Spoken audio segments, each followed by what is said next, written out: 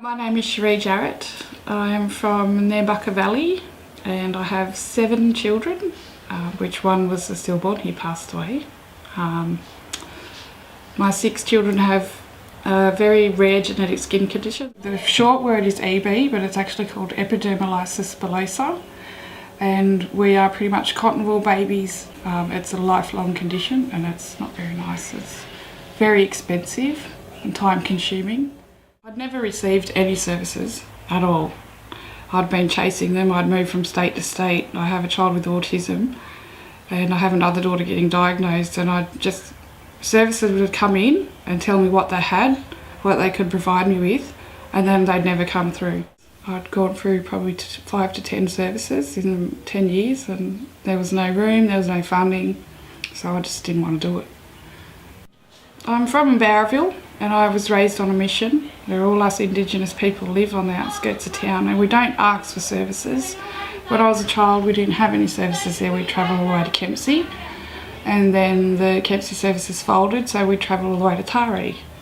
But if we didn't have a land council vehicle we couldn't go to Taree, so we didn't get any medical or any sort of services for our disabilities.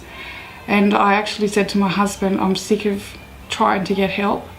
I will probably be seen as getting handouts, so I'm just going to live the mission way. Means don't ask for nothing, because sometimes it could be seen as handouts, and if you keep trying to get a service and you can't get one, obviously you're not going to get one. Just give up. You learn to make do with what you have. You don't look for services that aren't there. And I'm just going to struggle and make ends meet, and if the kids don't have anything, then at least we all have each other. But the services we'll never have. I've been with Services Our Way for around only a year now. I think the difference is that they'll sit down with you and ask you what you need, whether it be medical wise or fun. My daughter needed an air conditioner. She can't control her own body temperature, but my autistic son wanted a trampoline. And when Trey got his trampoline, he laid on it and he kissed it and he hugged it, and he's allocated days. So he owns something that's his, but he's willing to share it. That's really good because of the autism. Being Indigenous and having kids with a disability, it's quite hard to take them out and have somebody understand, where to the point where my husband's got to turn around and swear at somebody because they're not understanding my child with autism.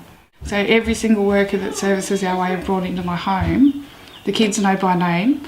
It's quite funny, when the playhouse was set up, they hugged Hira hubby and he cried.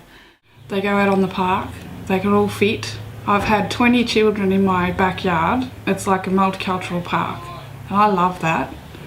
I've had 20 different children, all play, no swearing, no screaming, no fighting, and my kids have named it Brandyland because they say, let's go over to our private park, and they go and collect all the children all over the neighbourhood.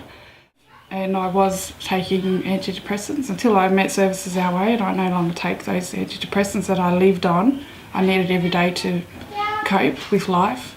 Even Services Our Way can tell you that it was, when they first came in, that's what Sean was. Sean wasn't my husband, he was my carer. And I think that was, getting him down, getting him tired. The whole neighbourhood called me the warden. The kids weren't allowed outside because I wanted to control the humidity and pretty much play God with their skin. So if I could keep them inside and they didn't get hurt, they didn't fall over, they didn't get hot, everything would be fine. But with my depression and leaning on my husband so much, I needed to stop being the warden and actually live the medication I've been on forever. And my doctors never said that I could not take it. So 3 months ago he said, yep, you can go off, you're doing okay. So I'm quite happy that the medicine's gone and I can be happy and try and find what would make me happy now. I don't have to sit at home worrying about things. That Services Our Way pretty much took all my worries away. So now I can figure out what I'm going to do with my life because the kids are happy. So happy for kids means a happy mum. So since Services Our Way came along and the medication stopped, my husband doesn't have to tend to me 24/7.